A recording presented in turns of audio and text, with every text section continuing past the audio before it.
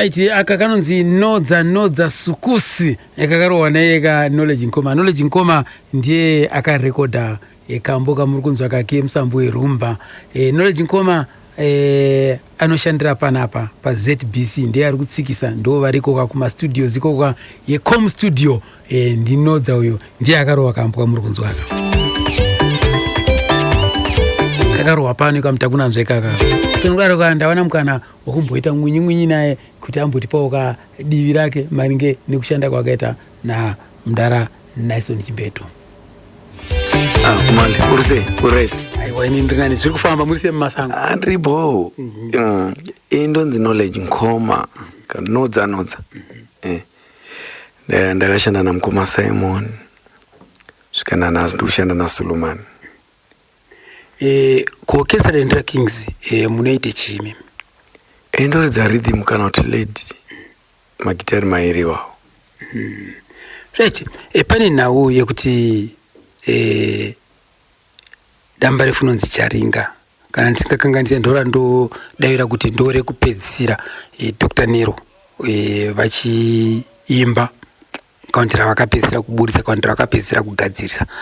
Handisi mungakwanisa here kutiudza kuti ndiani nani aivepo paye uyezve aite chinechi pa lineup?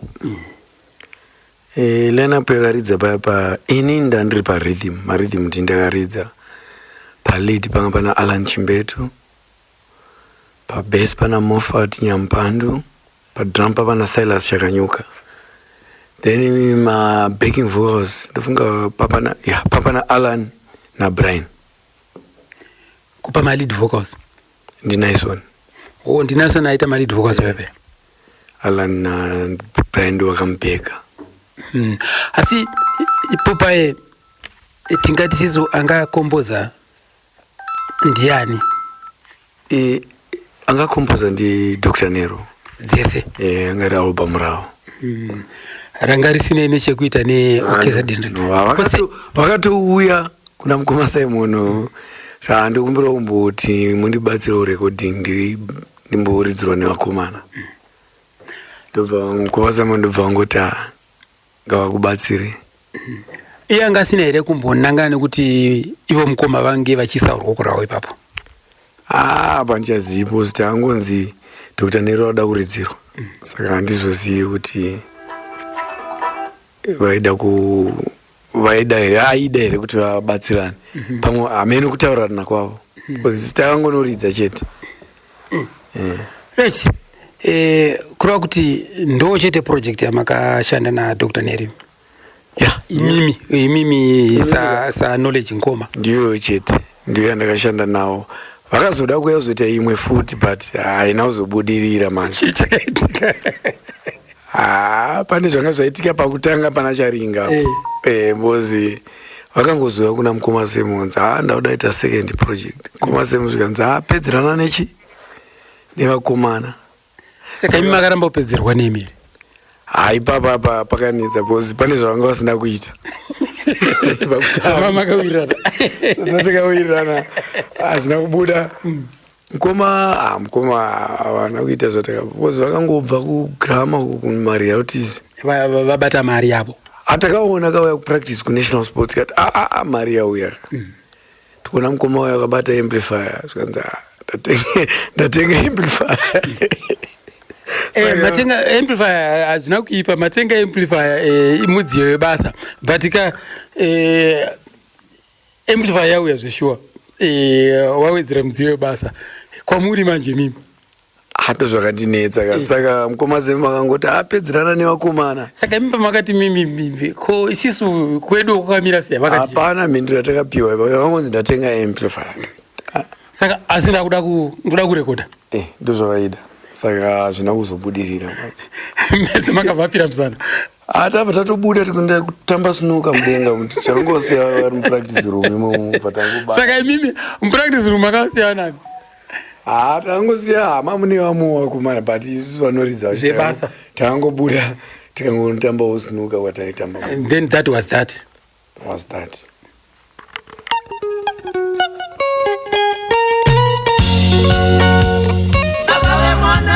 Charinga manyanya,